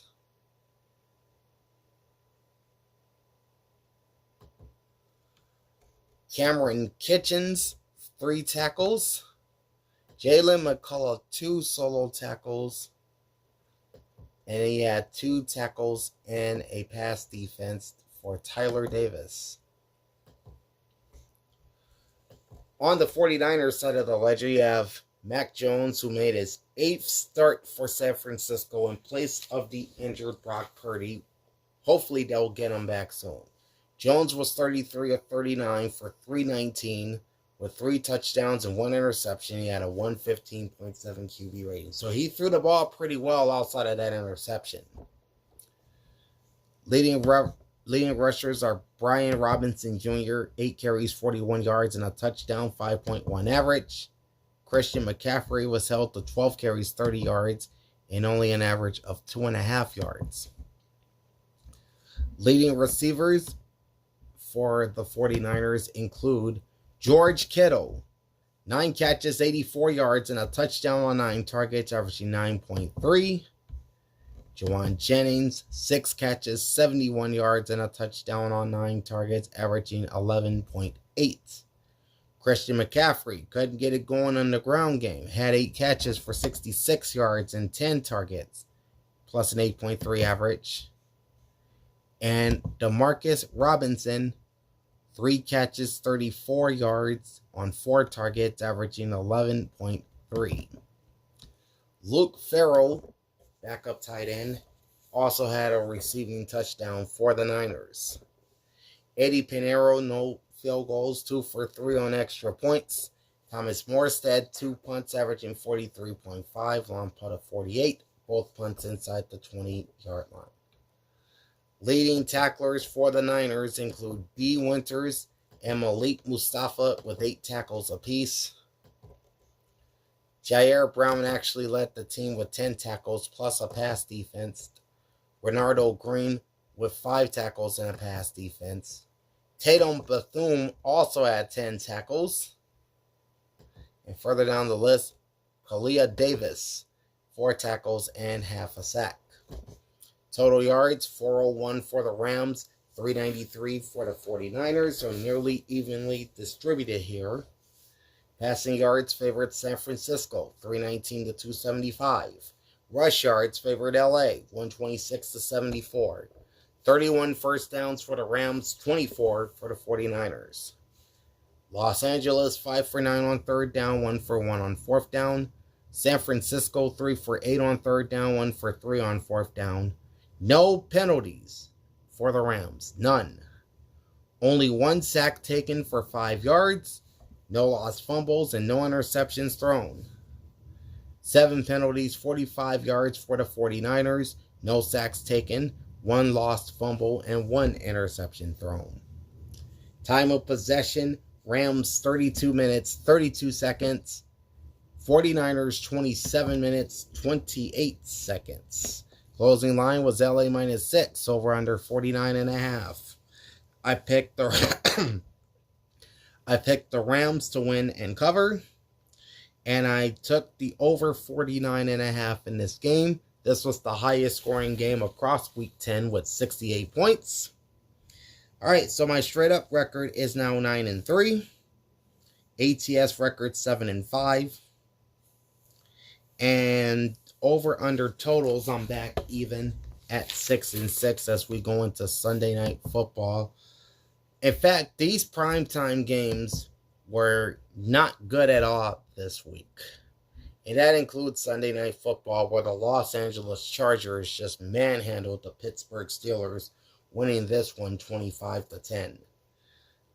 The Chargers will go to 7-3 and keep pace with the Broncos at the top of the AFC West, while the Steelers, leaders of the AFC North entering Sunday night, fell to 5-4. I think they're hearing footsteps in Pittsburgh because the Ravens are only a game out now. We'll start with individual numbers first for the Chargers. Justin Herbert, 20 of 33, 220 yards, 1 touchdown, no interceptions, 90.5 QB rating. Kamani Vidal was the leading rusher for the Bolts, 25 carries, 95 yards, and a touchdown. He averaged 3.8 per run. Leading receivers include Lat McConkey, 4 for 107 and a touchdown. On 6 targets, he averaged 26.8 per catch. That's an impressive average. Quentin Johnston, 5 catches, 42 yards on 10 targets. That's an 8.4. And Keenan Allen, 2 for 19 yards on 5 targets, and a 9.5 average. Plus, Oronde Gadsden II with 3 catches, 13 yards on 6 targets, 4.3 average. Cameron Dicker, or Dicker the Kicker, went 3 for 4 on field goals, long of 59, and 2 for 2 on extra points. J.K. Scott, 6 punts, averaging 43.8, long of 55, with 3 inside the 20. Okay, not a lot of tackles for the Rams. Your leading tacklers include Deion Henley, who had 6 tackles to lead the team. Elijah Molden with 5 tackles. Del'Shawn Phillips, 3 solo tackles. R.J. Mickens, 4 tackles, a pass defense, and an interception. Denzel Perryman, he had 3 tackles. Dante Jackson with 3 tackles, 2 passes defense, and an interception. Deshaun Hand also had 3 tackles. And Khalil Mack with 3 tackles, a sack, and a forced fumble. For the Steelers, Aaron Rodgers now 0-4 in primetime games this season. 16 of 31 for 161 yards, 1 touchdown, 2 picks. He had a 50.6 QB rating. Leading rusher is Jaylen Warren, 14 carries, 70 yards. He averaged 5 per run. And your leading receivers, not much to talk about here. DK Metcalf, 3 catches, 35 yards on 7 targets, averaging 11.7. Roman Wilson, 2 catches, 35 yards, and a touchdown on 3 targets. That's a 17.5 average. Pat Freiermuth, 3 for 33 on 3 targets, 11 average. And Jaylen Warren, 2 for 21 on 2 targets, and a 10.5 average. Trying to get that off of there. Chris Boswell, 1 for 2 on field goals, long of 59, 1 for 1 on extra points. Corliss Waitman, 4 punts, averaging 45.8, long punt of 51, no touchbacks, and 2 inside the 20-yard line. All right, your leading tacklers for the Steelers include Patrick Queen with 12 tackles. Jalen Ramsey with 8 tackles. Peyton Wilson, 7 tackles. Keanu Benton also with 7 tackles, plus a sack. Malik Harrison, 5 tackles. Kyle Duggar in his Pittsburgh debut had 5 tackles as well. James Pierre, 5 tackles and 2 passes defensed. And TJ Watt, 3 tackles, a sack, and a pass defensed. Nate Herbig also had 3 tackles plus a sack. All right.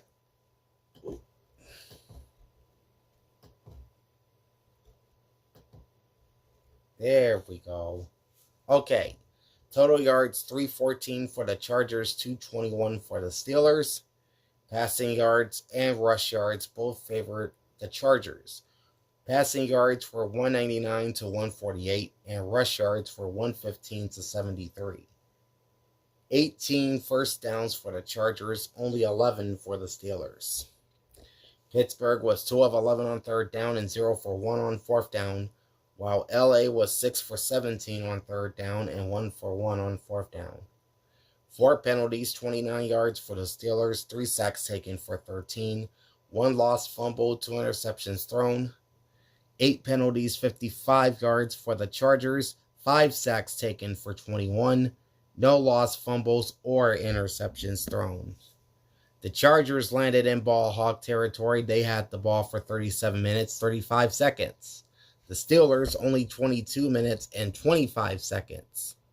Closing line was LA minus 3.5, and the over-under was 46.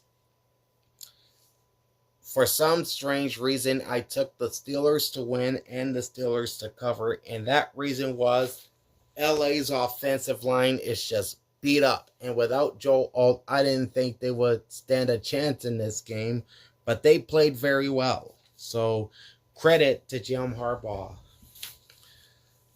I also projected that this game would go under 45 points. There were 35 scored. So my straight up record dips to 9-4. ATS is 7-6.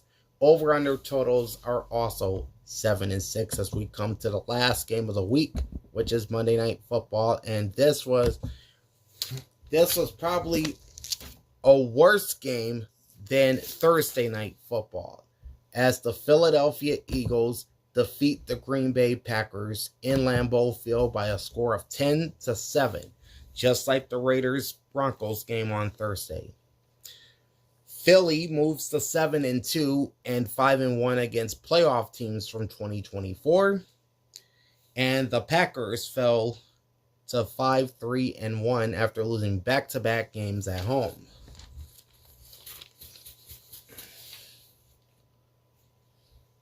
All right, we'll start with individual numbers first.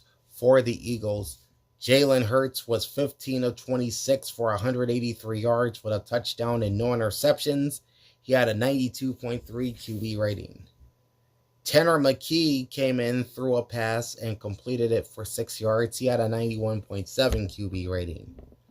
Leading rushers were Saquon Barkley, 22 carries, 60 yards, just a 2.7 average. Jalen Hurts, 5 carries, 27 yards, and a 5.4 average. And Will Shipley, 4 for 17 and a 4.3 average. We'll also include Tank Bigsby in this, 3 carries, 7 yards, 2.3 average. Leading receivers for Philadelphia include Devontae Smith, 4 catches, 69 yards, and a touchdown on 7 targets. He had a 17.3 average. Dallas Goedert, 4 for 43 on 6 targets, and a 10.8 average. Saquon Barkley, 3 catches, 41 yards on 3 targets, 13.7 average. Will Shipley, 2 for 17 on 2 targets, 8.5 average. And A.J. Brown, only 2 catches, 13 yards on 3 targets, just a 6.5 average. Jake Elliott, 1 for 1 on field goals, long of 38, 1 for 1 on extra points. Braden Mann, 5 punts, averaging 47.6. Long punt of 66, with 1 touchback and 1 inside the 20-yard line. All right, your leading tacklers for the Eagles include Zach Bond, who led the team with 8 tackles. Nakobe Dean had 7 tackles, a sack, and a forced fumble. Jalix Hunt, 5 solo tackles and a sack. Jalen Phillips, in his Philadelphia debut, had 6 tackles. Cooper DeJean, 5 tackles. Adoree Jackson, 3 solo tackles and a pass defense. Reed Blankenship, 7 tackles and a forced fumble. Jihad Campbell, 5 tackles for the rookie. Jalen Carter with 3 tackles and 2 passes defense. And Quinyon Mitchell, 2 catches, or not 2 catches, but rather 2 solo tackles and 2 passes defense. For the Packers, Jordan Love was 20 of 36 for 176 with no touchdowns or interceptions. He had a 68.8 QB rating. He also ran the ball 5 times for 28 yards and a 5.6 average. Leading rusher was Josh Jacobs, 21 carries, 74 yards, and a touchdown on a 3.5 average, plus 5 receptions for 33 yards on 6 targets, averaging 6.6 per reception. So Josh Jacobs with a 107-yard game for the Packers. Christian Watson led our Green Bay receivers with 2 catches, 45 yards on 4 targets, 22.5 average. Dontavian Wicks, 4 for 38 on 8 targets, 9.5 average. We talked about Josh Jacobs already. Bo Melton had 2 catches, 28 yards on 5 targets, 14 average.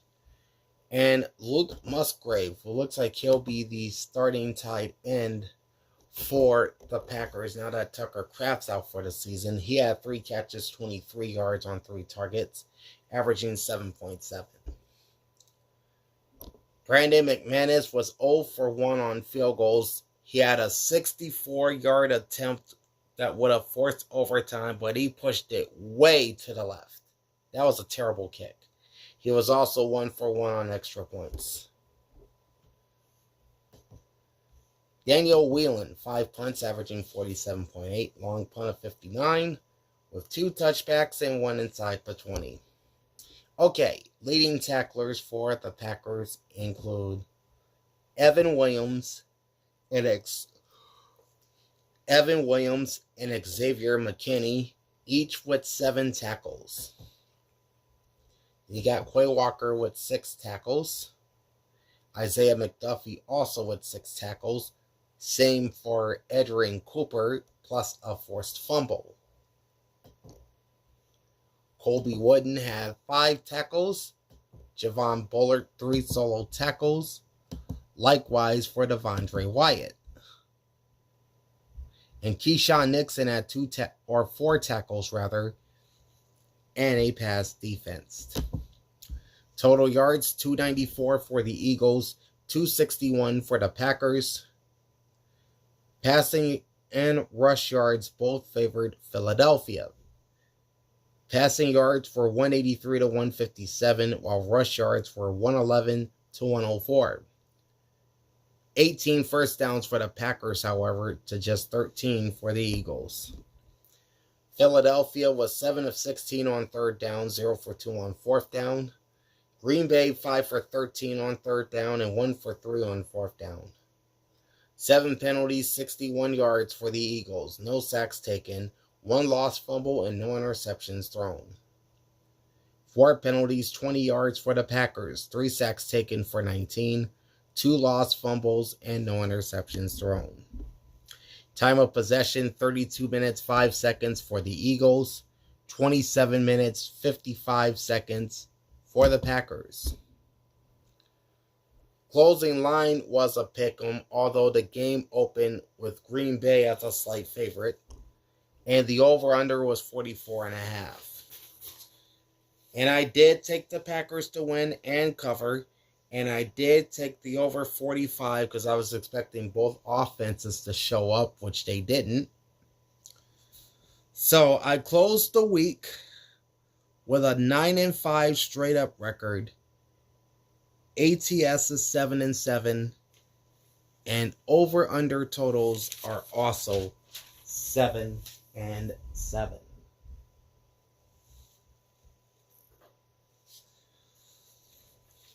All right, we'll get into the playoff picture in the NFL in just a moment. But first, we're going to go ahead and jump into the Week 11 NFL Power Rankings. And we'll start, as always, at the bottom and work our way up. The Tennessee Titans remain at number 32 with a record of 1-8. This week, they're hosting the Texans Sunday at 1 p.m. on Fox. Also stationary at number 31 are the Las Vegas Raiders, sitting with a record of 2-7. They will play host on Monday Night Football to the Dallas Cowboys at 8:15 on ESPN and ABC. Dropping a couple spots to number 30 are the New York Giants at 2-8. They host the Packers. Moving up to number 29 is New York's other team, the New York Jets, at 2-7. They play tomorrow night in Foxborough against the Red Hot Patriots. Dropping to number 28 are the Arizona Cardinals at 3-6. They will host the 49ers on Sunday. Moving up to number 27, the New Orleans Saints with a 2-8 record. They are off this week. All right, down to number 26 are the Washington Commanders with a record of 3-7. They will face the Dolphins in Madrid Sunday morning, and Washington has been designated as the visiting team. The Cleveland Browns are down a couple spots to number 25. They are 2-7, and they will host the division rival Baltimore Ravens. Number 24, moving up, are the Miami Dolphins, 3-7 record, and they will be the designated home team against the Washington Commanders in Madrid on Sunday morning. Slipping to number 23 are the Atlanta Falcons at 3-6. They'll try to exact revenge on the Carolina Panthers this week. Moving up off the bye week are the Cincinnati Bengals at 3-6. They are visiting the Steelers on Sunday afternoon. The Minnesota Vikings slip a spot down to number 21. They are 4-5. And they will host the Chicago Bears, a rematch of Monday Night Football in Week 1. The Jacksonville Jaguars took a steep decline down to number 20. They are 5-4, and they host the LA Chargers, so it gets no easy for Liam Cohen and the Jaguars this week. The Dallas Cowboys move up to number 19 with a record of 3-5-1. They visit the Raiders in Vegas Monday night. Down to number 18, also taking a steep drop, are the Pittsburgh Steelers at 5-4. They will host the Bengals. No change for the Carolina Panthers, staying at number 17 with their 5-5 record. They're visiting the Falcons. Another team taking a steep drop are the San Francisco 49ers, down to number 16 with a 6-4 record. And they will visit Arizona to play the Cardinals. Moving up to number 15 are the Chicago Bears at 6-3. Next up, a date with the Vikings in the Twin Cities. Moving up to number 14 are the Houston Texans at 4-5, and they visit the Titans in Nashville. Moving up to 13 are the Kansas City Chiefs at 5-4. They visit the Broncos in Denver. Jumping up to number 12, the Baltimore Ravens at 4-5. They're in Cleveland this week. Dropping out of the top 10 are the Green Bay Packers, down to number 11 with a record of 5-3-1. They're in New York this week to face the Giants. As for our top 10, the LA Chargers kick things off. They're up a couple spots to number 10. Record is 7-3. They're in Jacksonville. Meanwhile, the Los Angeles Rams also up a couple spots to number 9. They'll host the Seattle Seahawks in a battle for first place in the NFC West. The Indianapolis Colts inch up a spot to number 8. They are 8-2, and they are off this week. Dropping to number 7 are the Buffalo Bills at 6-3. They'll host Tampa Bay. And then we'll talk about these next two. The Philadelphia Eagles move up to number 6 at 7-2. And the Detroit Lions move up to number 5 at 6-3. These two teams will play on Sunday Night Football at the Link. Meanwhile, the Tampa Bay Buccaneers dip from the top spot down to number 4. They are 6-3. And they will face the Buffalo Bills next. Up to number 3 are the Denver Broncos at 8-2. They'll host the Chiefs. Moving up to number 2, the Seattle Seahawks at 7-2. They visit the Rams in LA, again battling for first place in the NFC West. And my new number 1 team, it was a matter of time, but we finally did it. The New England Patriots are number 1 with a record of 8-2. They play Thursday night against the New York Jets. All right, so let me go through my picks for this week. All right, my straight up record is 9-5. My ATS record is 7-7, and my over under total is 7. And my record in over under totals is also 7-7. Overall, through 10 weeks, my straight up record is 94, 54, and 1, which is a 634 win percentage. So I'm about 63% on my picks. 63% rather on my straight up picks. My ATS record is 68, 79, and 2, which is about 46%. And my over-under totals record is 80, 66, and 3, which is about a 547 win percentage. So if you round up to the nearest percentile, I'm about 55% on totals. All right, our last order of business before we wrap things up, we'll take a look at the NFL playoff picture entering week number 11. And we'll start, as always, in the AFC. All right, your division leaders at the present time would be the Indianapolis Colts in the NFC South, or rather the AFC South. They're sitting with an 8-2 record. 2-0 record versus the South, 6-1 in the AFC. They have a 430 strength of schedule and a 373 strength of victory. Then in the number 2 spot, you have the Denver Broncos, leaders of the AFC West, also at 8-2. 1-1 record within the West, 5-2 in the AFC. 418 strength of schedule and 326 strength of victory. In third are the AFC East leaders, the New England Patriots, also with an 8-2 record. 2-0 versus the East and 4-2 in the AFC. 376 strength of schedule, 373 strength of victory. And then the number 4 seed would be the present AFC North leaders, the Pittsburgh Steelers, with a record of 5-4. 1-1 record in the North, 4-2 record in the AFC. 560 strength of schedule, 511 strength of victory. Those would be your division leaders entering week 11.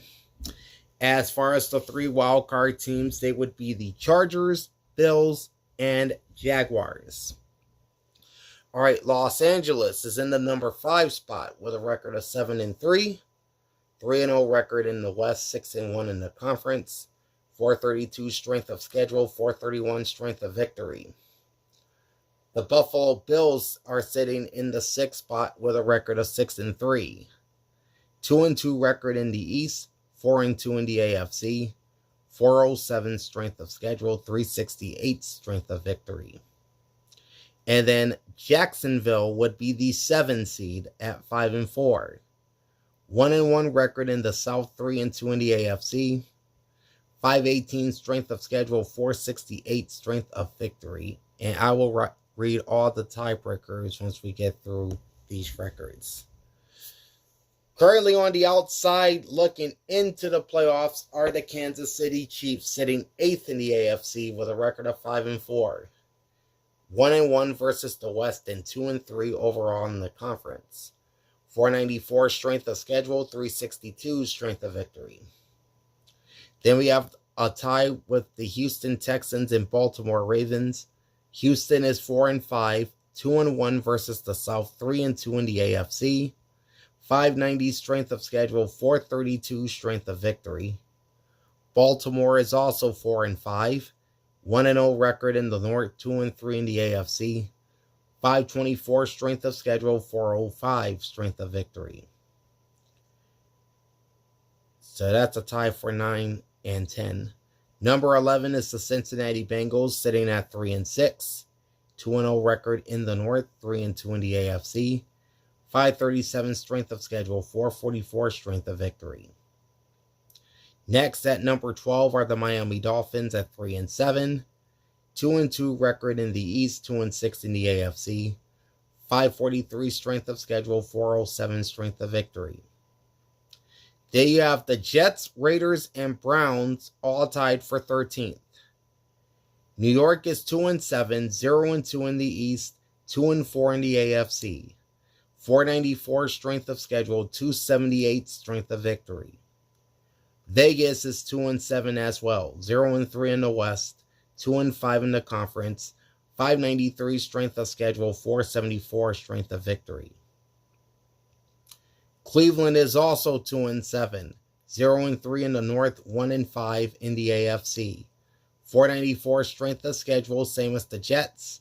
472 strength of victory, which is way better.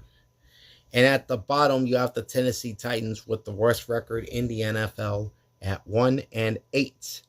0-3 versus the South, 0-7 in the AFC. 640 strength of schedule, 333 strength of victory. As for the tiebreakers, we'll start at the top with Indianapolis, Denver, and New England. All right, Indianapolis would win the tiebreaker over both New England and Denver based on best win percentage in conference games. And that's the same reason for the Broncos as far as that tiebreaker. Best win percentage in conference games goes to Denver. As you see, 6-1 for Indianapolis, 5-2 for Denver, and 4-2 for New England. Now, keep in mind, Indianapolis also has the head-to-head tiebreaker over Denver. So that's why they're number 1. Denver is 2, and New England is 3. As for the last playoff spot, Jacksonville wins the tiebreaker over Kansas City based on head-to-head win percentage. Remember, they played on Monday night in Week 5, and the Jaguars beat the Chiefs. Then our next, and then Houston for the same reason. They have the tiebreaker over Baltimore based on head-to-head win percentage. As for the tie for 13th, with the Jets, Raiders, and Browns, New York owns the tiebreaker over both Cleveland and Las Vegas based on best win percentage in conference games. You have a 2-4 AFC record for the Jets, 2-5 for the Raiders, and 1-5 for the Browns. New York also picks up the head-to-head tiebreaker over Cleveland.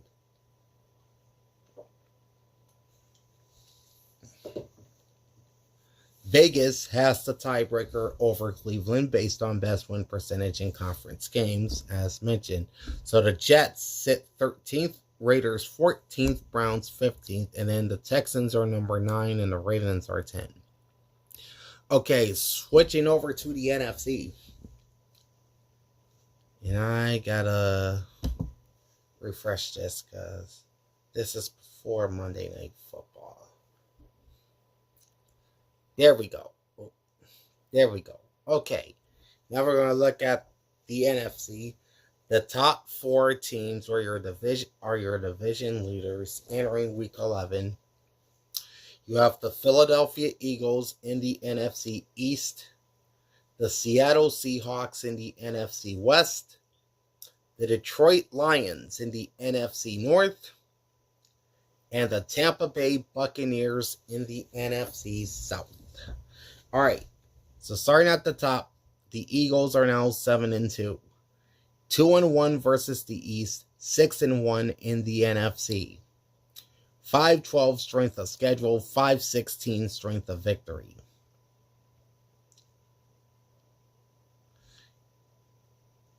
Philadelphia wins the tiebreak over Seattle based on best win percentage in conference games. So that pushes Seattle down to number 2. They are also 7-2. 2-1 versus the West, 4-2 in the NFC. 440 strength of schedule, 385 strength of victory.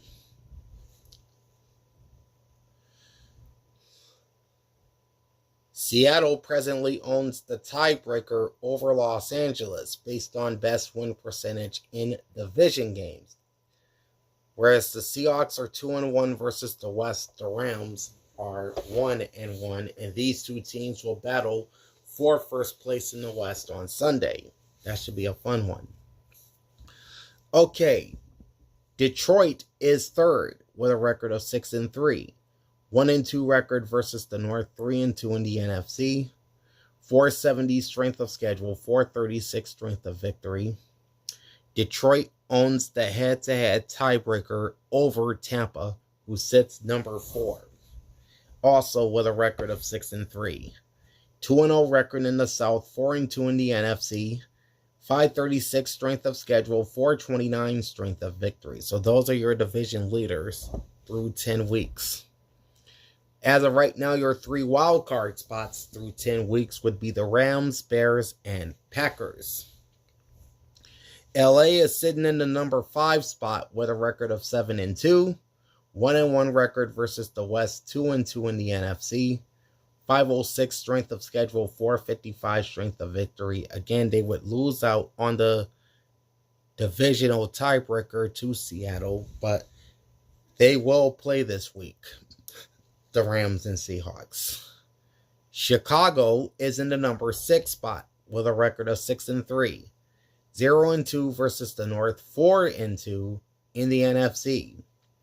351 strength of victory, 272. Or 351 strength of schedule, and a 272 strength of victory. Sorry about that. And then the Green Bay Packers fall all the way to the number 7 spot with a record of 5-3-1. 1-0 record in the North, 3-2-1 record in the NFC. 452 strength of schedule, 435 strength of victory. All right, on the outside of the playoffs, you've got the San Francisco 49ers sitting in the 8th spot with a record of 6-4. 3-1 versus the West, 6-2 in the NFC. 500 strength of schedule, 429 strength of victory. In 10th place, or rather 9th place, are the Carolina Panthers at 5-5. 1-1 record versus the South, 3-2 in the NFC. 441 strength of schedule, 370 strength of victory. Now we can talk about 10th place. That's the Minnesota Vikings at 4-5. 2-0 record in the North, 2-2 in the NFC. 524 strength of schedule, 472 strength of victory. In 11th are the Dallas Cowboys at 3-5-1. 2-1 record in the East, 2-4-1 in the NFC. 488 strength of schedule, 241 strength of victory. Then you have a tie with the Arizona Cardinals and the Atlanta Falcons. Arizona is 3-6. 0-3 versus the West, 3-4 in the NFC.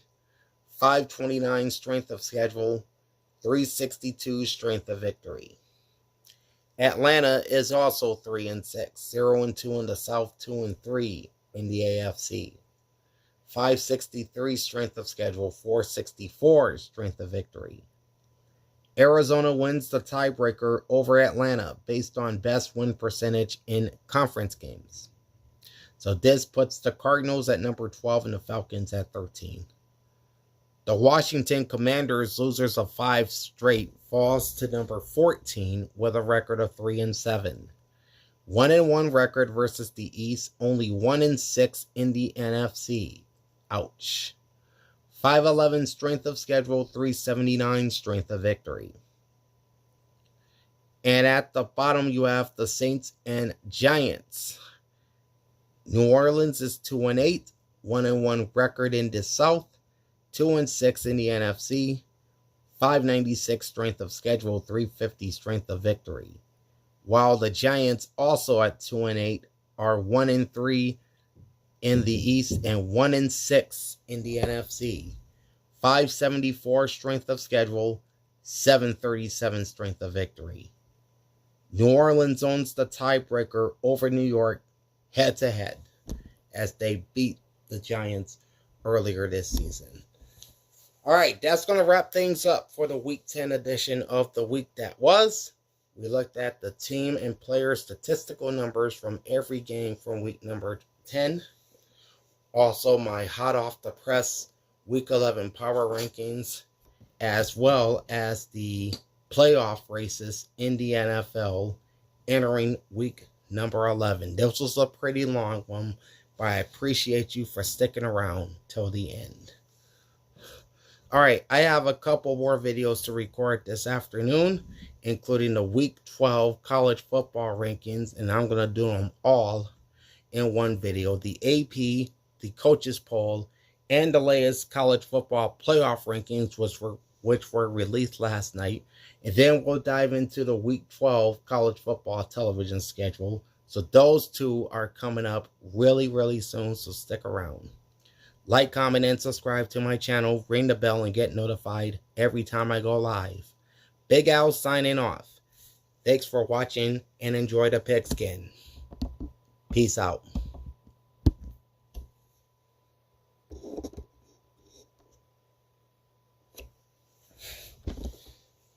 2